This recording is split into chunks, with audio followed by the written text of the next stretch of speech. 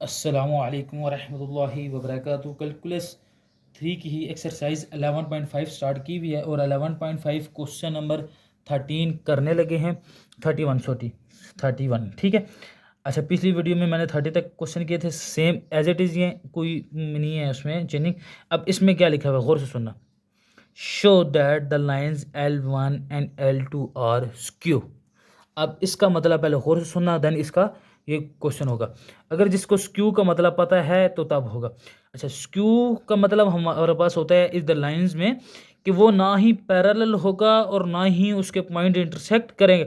अच्छा, मेरे पास question number 29 में जो आया था ना, वो 2 = 2 आया था। क्वेश्चन नंबर 30 में आया था, अगर आपने वीडियो प्ले लिस्ट देख रहे हैं तो -17 = -17 आया था। अच्छा, ये देखें, ये दोनों हम अगर इक्वल आ रहे थे तो हम कह रहे थे कि मेरे पास क्या पॉइंट इंटरसेक्ट कर रहे हैं, पॉइंट इंटरसेक्ट कर रहे हैं। अगर किसी जगह स्क्यू लिखा है तो उसमें ना हमारे पास पॉइंट इंटरसेक्ट करेंगे, ना ही वो हमारे पास पैरेलल होगा। मैं इधर लिख देता हूँ, अगर स्क्यू लिखा है non parallel and non intersect करेगा, ठीक है। अगर कहीं भी स्क्यू लिखा है तो ना वो पैरेलल होगा, ना ही वो हमारे पास इंटरसेक्ट, उसके पॉइंट इंटरसेक्ट करेंगे, ठीक है। और से देखते जाना। अब देखते हैं हमारे पास, अब इधर से डायरेक्शन वेक्टर निकाल लेते हैं ना। इस लाइन का डायरेक्शन वेक्टर क्या आएगा, ये टी की value, direction vector of line 1, ठीक है। L1 का मैं फाइंड करता हूँ, क्या आएगा 7 1 एंड -3, और इसी तरह -1, और इसका क्या है, इसको कुछ भी नहीं है तो मेरे पास क्या आएगा 0, और इसका क्या 2। अब देखो, अगले क्वेश्चन में भी बताऊंगा।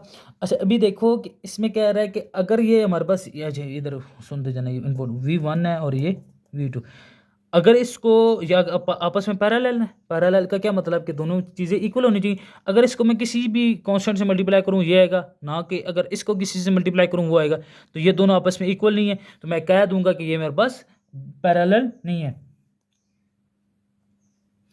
ठीक है, नॉट पैरेलल, ठीक है। अब ये मेरे पास पैरेलल नहीं है। अब मैं कहता हूं कि मैं इसके चेक करता हूं कि अगर पॉइंट्स भी इंटरसेक्ट करते हैं, अगर इक्वल आ गए तो मैं कहूंगा कि ये हमारे पास इंटरसेक्ट करते हैं, लेकिन इक्वल नहीं आएंगे, कन्फर्म इक्वल, क्योंकि लिखा हुआ क्या, स्क्यू लिखा हुआ है। अगर स्क्यू ना लिखा होता तो फिर इक्वल आते, अगर स्क्यू लिखा हुआ तो हमारे पास इक्वल नहीं आएंगे। जिस तरह पैरेलल नहीं है इसी तरह इक्वल भी नहीं आएंगे। मैं भी चेक करता हूँ। Now we can check lines are intersect. अब उसी तरह पॉइंट लेते हैं x0, y0 एंड z0, ठीक है। उसी तरह आपको पता है कि मैं कैसे पॉइंट लेता हूँ, x0, y0 और z0 पॉइंट लेता हूँ। इसी तरह इसमें पुट करेंगे, कैसे देखते जाना। x0 क्या आ जाएगा मेरे पास 1+7t1, y0 क्या आ जाएगा 3+t1 एंड z0 क्या आ जाएगा 5 - 3t1, ठीक है।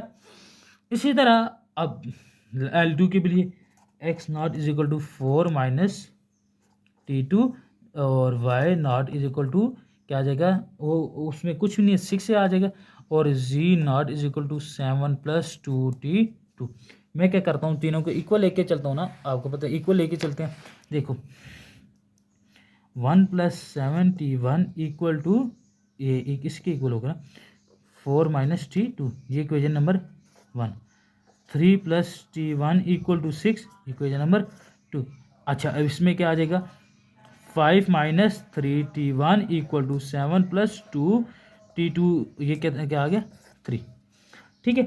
अच्छा, अब फ्रॉम 1 से, या मैं कह देता हूँ फ्रॉम 2 से मेरे पास t1 की वैल्यू तो आ जाएगी ना, फ्रॉम 2, इधर लिखता हूँ फ्रॉम 2, फ्रॉम 2 3+t1 = 6, तो t1 = मेरे पास कितना आ गया 3, t1 कितना आ गया 3। अब अगर मैं t1 इसमें पुट करता हूँ 1 में, तो मेरे पास t2 भी आ जाएगा, पुट इन 1, इधर देख लेते हैं, पुट इन 1। देखो 1+7 3 = 4 - t2, 1+21 = 4 - t2, तो t2 कितना आ जाएगा, मैं डायरेक्ट लिख देता हूँ, मेरे पास कितना आ जाएगा -18। आप कैलकुलेशन कर रहे हैं। अब t1 भी आ गया और t2 भी आ गया। अगर मैं इसमें पुट करता हूँ फ्रॉम थर्ड में, अगर ये इक्वल नहीं आएंगे, क्यों, इसमें क्या लिखा हुआ है, स्क्यू लिखा हुआ है, कन्फर्म इक्वल नहीं आएंगे। अगर स्क्यू ना लिखा होता तो फिर हमारे पास इक्वल आता। मैं इसमें पुट करता हूँ 5 - 3t1 = 7 + t2। इस t1 की जगह वैल्यू पुट करते हैं 5 - 3, ये पुट करते हैं कितना है 3 = 7 + 2 एंड t2 की वैल्यू -18 कितना आ जाएगा देखते जाना। 5 - 9 which is equal to 7 plus -18 2 से कितना होता है 36। ये कितना आ जाएगा -4 और ये कितना आ जाएगा -29। ये देखें डज नॉट इक्वल टू, ये देखें ये दोनों इक्वल नहीं है, ये दोनों इक्वल नहीं है। अच्छा पिछले क्वेश्चन में मैंने 29 और 30 किया था, उन दोनों में ये इक्वल आए थे पॉइंट और इन दोनों में ये इक्वल नहीं आए। इसको गौर से चेक करना है, ठीक है। पॉइंट्स कभी भी इक्वल नहीं आएंगे, ठीक है ना, अगर स्क्यू लिखा हुआ है, इसको गौर से देखें। अच्छा इसी तरह क्वेश्चन नंबर 33 में देखें। 33 में क्या कह रहा है, determine whether lines L1 and L2 are parallel, or वो लिखा हुआ आर पैरेलल, ठीक है। पैरेलल का क्या मतलब है, अभी पिछले क्वेश्चन में बताया। वेक्टर हम फाइंड देखेंगे, वेक्टर अगर हमारे पास देखेंगे, अब देखना इसमें वेक्टर क्या आ जाएगी, इसमें वेक्टर क्या आ जाएगी, ये L2 और V1 में लिख लेता हूँ वेक्टर -2 1 और -1। V2 वेक्टर ले लेता हूँ -4 2 एंड -2, ठीक है। अब इस क्वेश्चन को होते थे, अब अगर इसको मैं V1 को 2 से मल्टीप्लाई करूं तो मेरे पास आएगा V2 आएगा ना, तो मैं कह देता हूँ V2 which is equal to 2V1। अगर मैं इसको मल्टीप्लाई करूं 2 को V1 से तो मेरे पास ये इक्वल आ जाएगा। सो मैं इधर लिख लूँगा so the lines are parallel, ठीक है। इसी तरह 34 में भी क्वेश्चन है, ये देखें वही हमारे पास कह रहा है पैरेलल है या नहीं, कोई पुट। इसमें 3 है, इसमें ये V1 इज इक्वल टू कितना है 3 -2 एंड 3। V2 कितना है मेरे पास 9 -6 एंड 8। अब 8 आ रहा है। अब इसको तो अगर मैं 3 को अगर मैं 2 से मल्टीप्लाई 3 को मल्टीप्लाई करूँ तो 9 भी आएगा और 6 भी आएगा, लेकिन 8 नहीं आएगा। तो मैं कह दूंगा कि V1 does not equal to V2, so the lines are not parallel, ठीक है। अच्छा क्वेश्चन नंबर 35 इंपॉर्टेंट क्वेश्चन है, थोड़ा सा इसको और से देखना। क्या कह रहा है इसमें, क्या कह रहा है, determine whether the point P1 P2 and P3 lie on the same line. वो कह रहा है कि हमारे पास एक सेम लाइन में पॉइंट आते हैं। अगर दोनों इक्वल आ गए तो हम कहेंगे ये हमारे पास सेम लाइन में आते हैं। कैसे, हम P1 P2 वेक्टर फाइंड कर लेते हैं। वेक्टर हम इस तरह फाइंड करते हैं ना, अगर हमारे पास पॉइंट्स के बना OP2 वेक्टर माइनस OP1, ठीक है। मेरे पास अभी थोड़ी सी जगह कम है तो इधर देखना। OP2 कितना है मेरे पास, ये कितना 9 2 एंड 0 माइनस ये कितना है 6 9 एंड 7। इन दोनों को माइनस करें 9 - 6 2 - 9 0 - 7 कितना आ जाएगा 3 -7 और -7। ये एक मेरे पास V1 आ गया, एक मेरे पास V1 आ गया। इसी तरह V2 भी फाइंड करता हूँ।